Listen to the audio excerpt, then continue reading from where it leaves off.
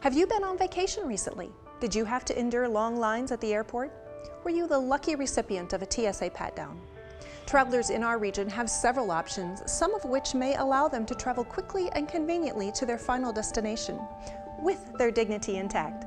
Stay tuned for the heart of the matter.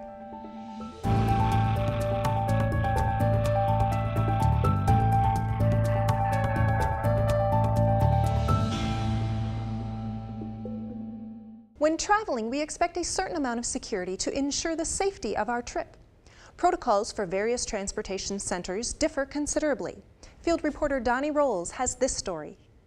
Smaller airports like this one in Mason City see far fewer travelers than larger airports. We asked people how they feel about the safety at smaller airports and how they feel about being inconvenienced by security procedures.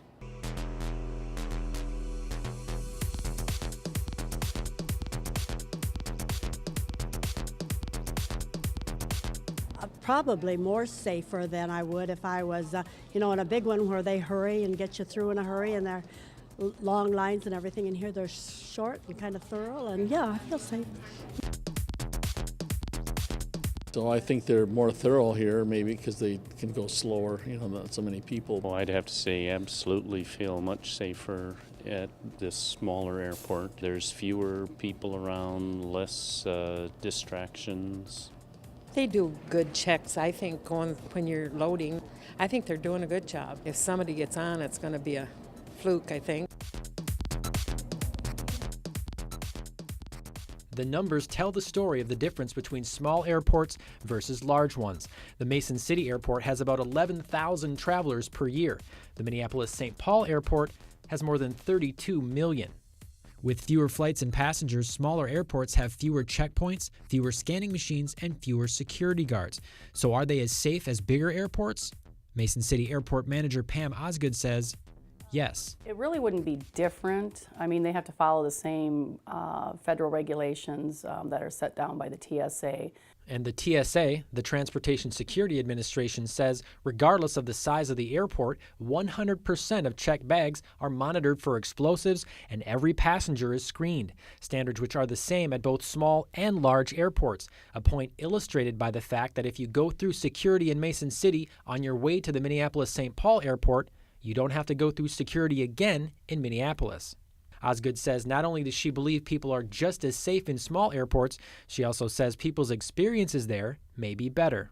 I think it's less stressful to fly out of a smaller airport, and you should be able to get through the process fairly quickly. And we have a nice checkpoint area for the passengers to wait till the plane arrives, and I'll have our passengers tell us how much they do enjoy flying out of the local airport versus going to a larger airport. But whether you fly out of a large airport or a smaller one, the level of security should be the same. Thank you, Donnie. Our panel today will be tasked with examining security measures that work. What is effective, and can we ever provide 100% protection? Please welcome to the program our in-studio guests, Stephen Leckvey, General Manager of the Rochester International Airport, Jim Hansen, Albert Lee Airport Manager.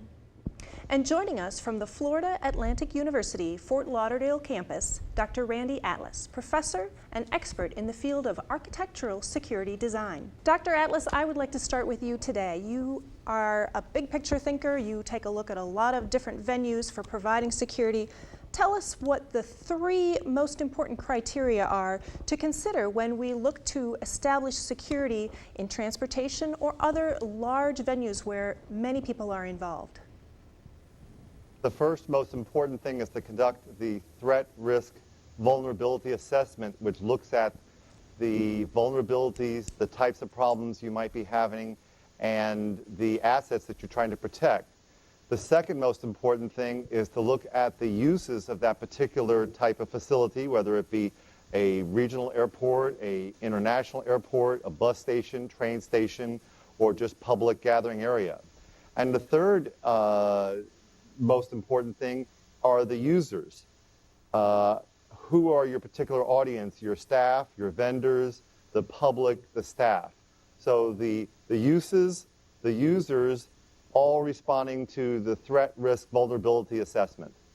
All right. Gentlemen, you both operate airports of different size and different purposes.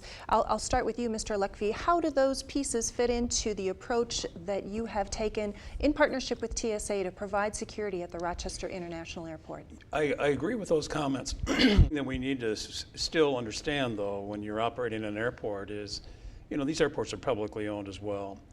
And there's no question about it. Number one is the safety of our customers. But also we have to consider, the ability for people to move through your facilities and not be so, delayed and things of that nature, but make it as user-friendly as we possibly can, knowing full well that we, our intent is to make sure that those people that are boarding our aircraft are boarding and they're going to make their destination as safely as possible. And that really goes all the way across the board, from maintaining a facility, runways, in the aircraft itself. So all of these things have to come together collectively and be able to move people.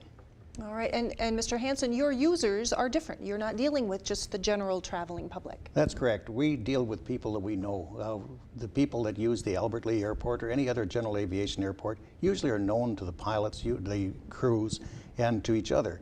So we don't have the problems, I guess, in dealing with strangers or unidentified baggage or anything else here because we have that familiarity. I guess as far as the things that are important, I guess, as far as general aviation security, I guess I'm more results oriented. I think that we could break them down to 2, not 3, and it needs to be effective and it needs to be minimally intrusive. And I think that that's one of the things that is causing the TSA to be re-examined today. Is it effective? Is it minimally intrusive? The question seems to be no. Dr. Atlas, you are familiar with some other modes of transportation and some other large venue spaces. Do you find that the TSA is treating all of those venues similarly? I guess in the case of transportation, I'm thinking of light rail or passenger rail. What's your experience? Right now, the focus has been reactionary to previous incidents in the world and here in the United States. And so the emphasis has been on large commercial or international airports. TSA does not focus its efforts on small commercial airports that, again, where the pilots are known, where the luggage is known, where the cargo is known. It is for the general public flying from large cities to large cities. TSA does not, based on my experience, put hardly any emphasis on other transportation environments such as light rail or heavy rail, meaning the trains or subways or underground or above ground transportation networks.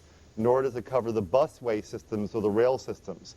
In your opinion, is that a wise thing? If we are focusing all of our attention on airports and subjecting these gentlemen to additional regulations and additional equipment and so on, but we're leaving our trains relatively uninspected, is that the way to go? What would you advise TSA? The challenge is about the level of inconvenience and obtrusiveness that we are tolerant of or willing to deal with here in the United States. I do think one important element here that we certainly can't leave out is intelligence. I mean, intel is huge, and I think we've experienced some of that in this country as well as it relates to, air service. In Rochester, for an example, there seems to be a great deal of focus on, at least from the TSA, on Rochester. We have a fair amount of international activity, and there has been, and there continues to be a fair amount of focus on upgrades and things that the TSA is actually doing at Rochester. And they're actually bringing some of that equipment. Tell us a little bit about how things will change in Rochester, because things have changed quite a bit. That's exactly right, and that's the new technology that we're talking about that is actually scheduled to come to Rochester, so I'm kind of interested in seeing what that is. The next generation of scanners is going to be what they call automatic target recognition, and instead of people have been upset about possible radiation, in fact it's showing their private parts, the next generation of this automatic target recognition is going to have like a generic figure and then sort of spotlight or highlight if something is unusual or needs to be then checked further. And the other thing that they're actually putting in is for check luggage. Currently the TSA is having to go through all the luggage by hand, and that will be going away here in the next several weeks actually. where they're putting in new detection devices so all the luggage is screened. There have been quite a number of complaints by the traveling public about how they are very uncomfortable with that, and yes, they want to get on their plane and they want to get to their final destination. What are we hearing from the traveling public, and is that a legitimate concern? I'll take the first swipe at that. On one hand, it gets back to the issue of convenience and practicality. It is already known that in some of the terrorist nations or the nations that support active acts of terrorism, that they're starting to do implants inside people with bombs, like in breast implants, as ludicrous as that sounds. And so if we don't have the ability of screening people in a fast and convenient manner, we know that the next generation of bombs are not going to be in your shoe or your underwear, but actually inside of the person. In reality, there's so many other threats there that really can and should be addressed, as far as airport access, as far as access from airport employees. One of the things that a lot of us would like to see is more use of high-tech things like biometrics. As it is, where they're issued simple security cards to so many airport employees, and those can be lost, they can be stolen. There are 110,000 people from the TSA that have quit the TSA and are still out security cards Carrying out there, those cards. and uniforms and everything else. Gentlemen, what do we do? I mean, I'm going to presume that we can't ever be 100% secure. What are our choices? It's almost like a moving target. I think, here again, it comes back to the threat level. And I think one of the key elements is intelligence. If you're a regional airport director, are you really getting the kind of timely briefings from NSA or CIA or any of the different law enforcement agencies that's going to say, we have an alert? Can you, on your day-to-day operations, you've got to deal with all the vendors and all the service people and all the public and the pilots, etc. It's a big plate to fill. I think we can only take responsibility for what we have the ability to respond to. I spent a lot of time traveling to and from Europe, and of course the Israelis typically have the best security or best profiling, I guess, out there, and I'd like to see what the consensus is on the effectiveness of profiling. Are we safer in rural parts of the country because we know our neighbors? Because we're a little bit nosier and we know what our neighbors are up to and what's going on, or we may recognize people that folks in larger metropolitan areas simply don't have an opportunity. Does that make us safer? Or because we seem to know one another and have a comfort level, is it easier for someone to get past some of these screening processes? Gentlemen? In general aviation, of course, we do know our passengers. We do know who's getting on board the aircraft. It'd be like knowing who gets on board your family car. Hijacking in general aviation is virtually unknown. So that in itself makes it safe. So there is a component that says, yes, we know who our people are, we know who we're dealing with. But beyond that, it's not a target-rich environment. When you look at it, a terrorist, by definition, will not only want to do initial damage, but they would like to spread terror and cause us to overreact and shut down our systems. So if you're going to do that, you need something spectacular, and that only happens usually in large concentrations of people. Trains, airplanes, sporting events, let's not ignore those, and looking at the cities themselves. So in smaller towns, I believe we are safer. I would tend to agree with that. I think, and going back to this, Minnesota nice, I think there's something to be said about that. I can't, speak to all states, but I would agree with that. And I think people have a tendency to reach out, at least in our community, because of the large segment of people that come here, at least to our community, from virtually all over the world. So we're really service-oriented, and we do communicate. We have to. I am the voice of cynicism and sarcasm, so I'll add the somewhat pointed perspective that on one hand, yes, if we know our neighbors, we'd like to hope and assume that they would not target us as a potential acts of crime or terror. My experience would show also that Timothy McVeigh was homegrown, U.S. military trained, blonde, blue-eyed, white, wasn't from a large city, and then proceeded to blow up a courthouse with lots of children and federal agencies because he was annoyed with our government policies. The consistent application of architectural security, physical security, and managerial operational security that's going to create the greatest level of success for both rural and regional environments as well as large cities. All right, very good. Well, thank you, gentlemen. This has been an excellent discussion. Mr. Hanson, Mr. Leckvey, thank you for being in studio. Dr. Atlas, thank you so much for joining us from Fort Lauderdale. Stay tuned for more on the Heart of the Matter.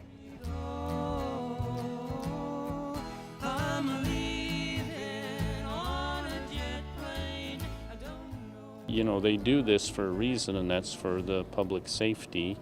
I know it was all generated from the terrorists, so if we have to do this to be safe, then that's okay. I was upset because one little lady was in a wheelchair ahead of me, and I'm not saying people in wheelchair are all innocent, but they pulled her. They were just doing random checking, and they pulled her over to the side, and she was just just scared to death, and they checked her down, and I just didn't think that was necessary. Oh, I think everything we do anymore, you have to stand in line. You stand in line in the grocery stores, you stand in line all over. We should be used to it by now, so it shouldn't be any problem. It'd be nice if we didn't have to do it, period.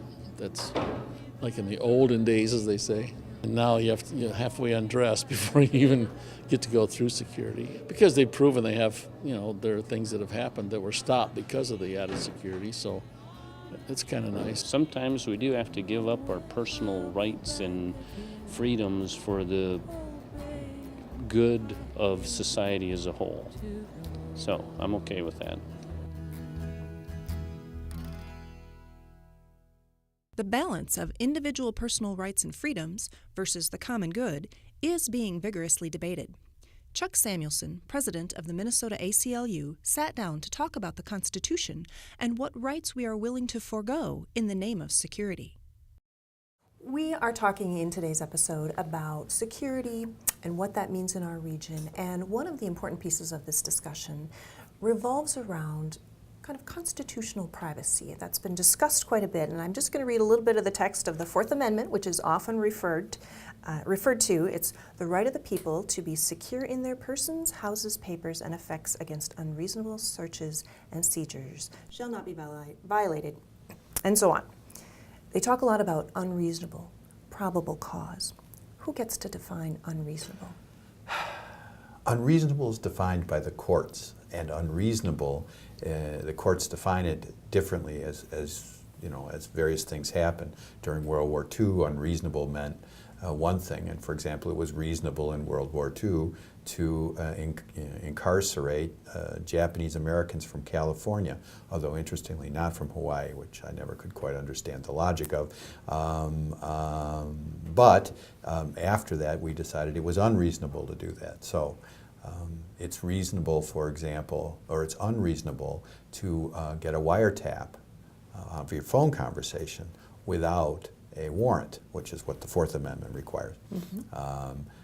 However, it is reasonable to look at your email headers, including the subject line, mm-hmm.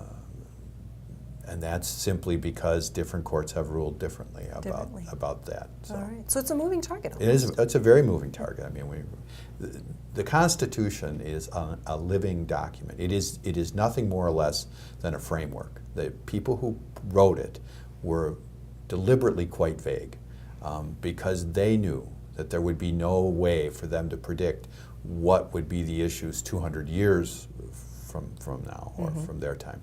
Sure, impossible to predict that. It's exactly. Yep.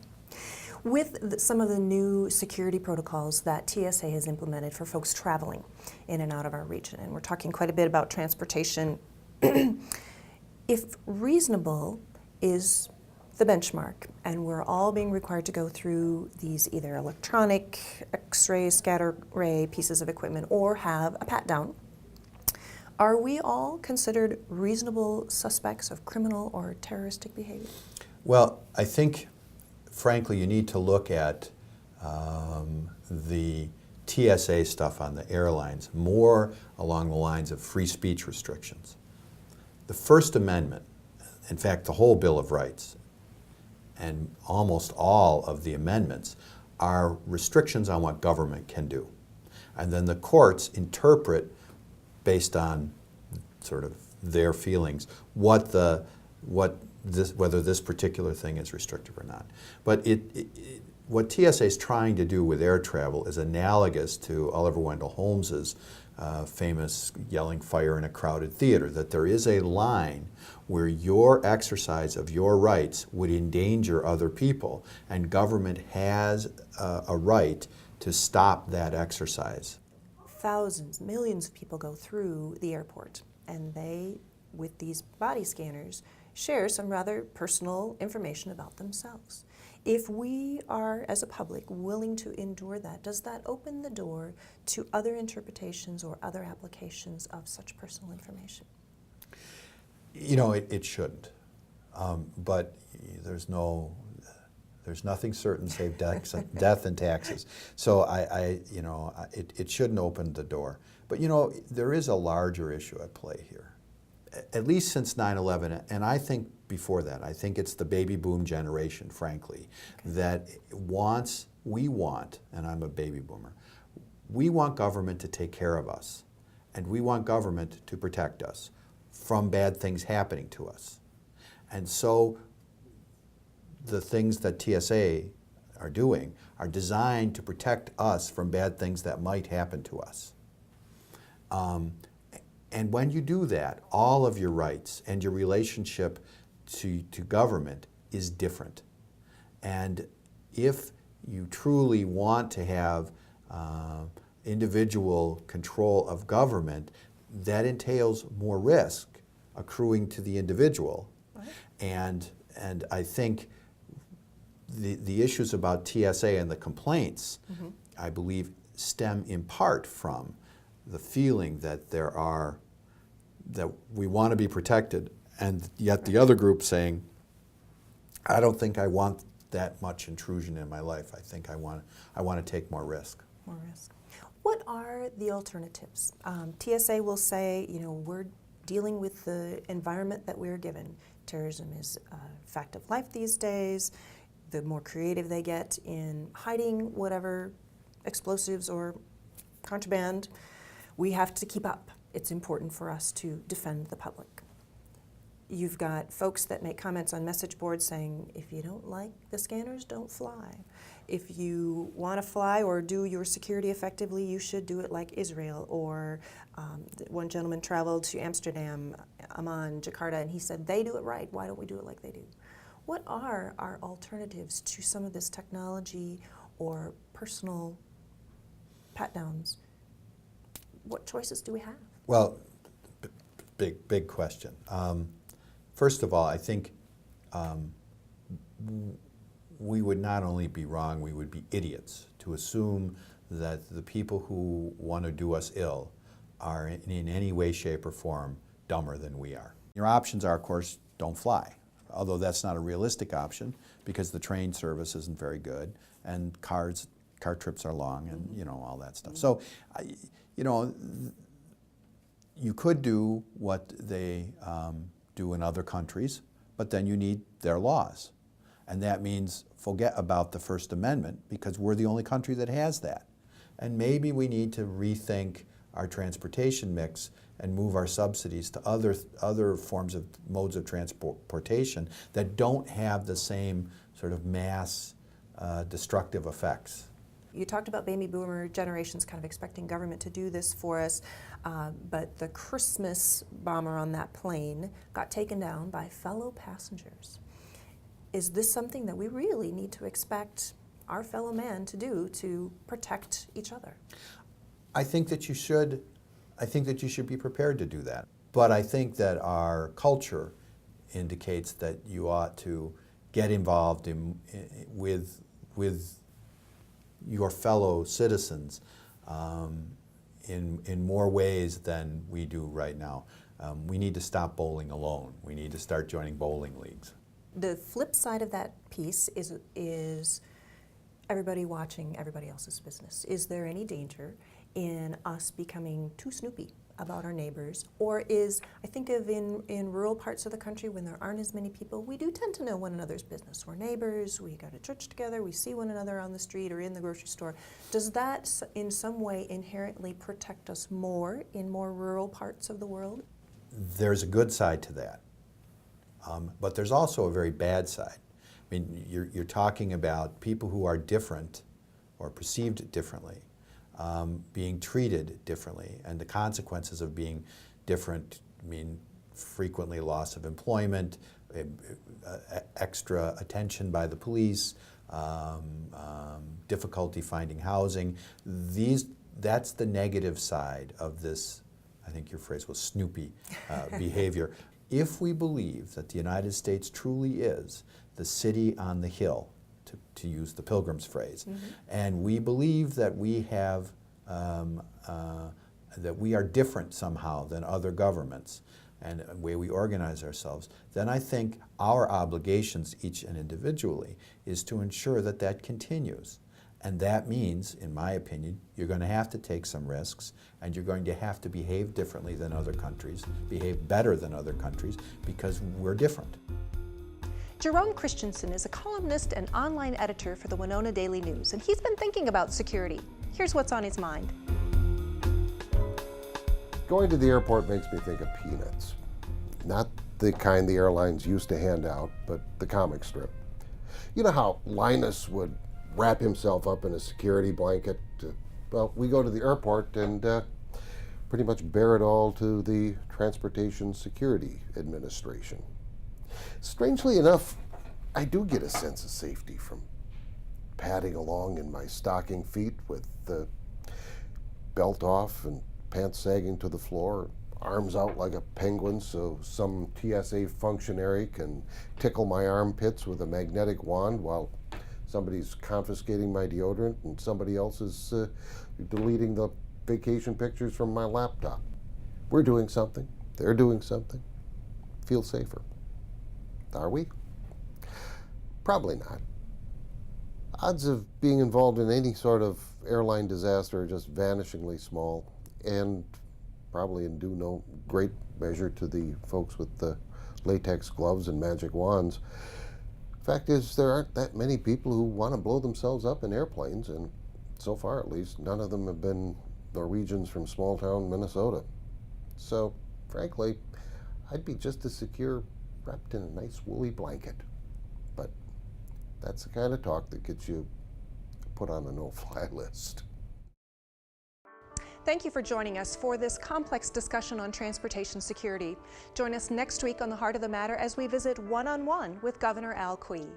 Join us as we take another look at the heart of the matter.